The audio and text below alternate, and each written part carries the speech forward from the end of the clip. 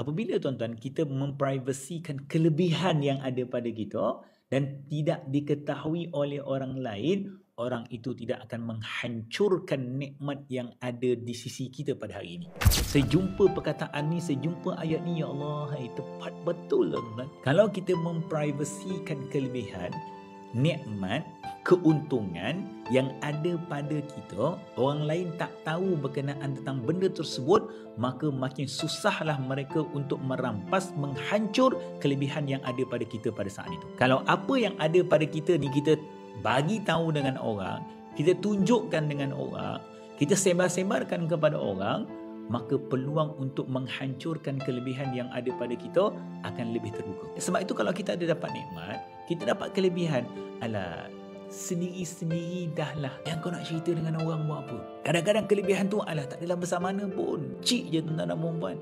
Tapi beria nak bagi tahu dengan orang. Setiap privacy yang kita buka kepada orang lain tuan-tuan dan perempuan, ia membuka ruang kepada orang lain untuk menjatuhkannya. Sebab tu orang kaya, mana nak tunjuk sangat kemewahan yang ada pada dia. Orang yang baru-baru nak kaya je, orang yang baru acah-acah kaya je tuan-tuan, akan tunjuk segala-galanya kepada orang. Pergi kedai emas, bawa berkepuk-kepuk duit dalam beg lah, duit cash lah. Mana ada orang kaya macam tu? Tolonglah jangan tertipu dah. Ni dah zaman 2025 lah tuan-tuan.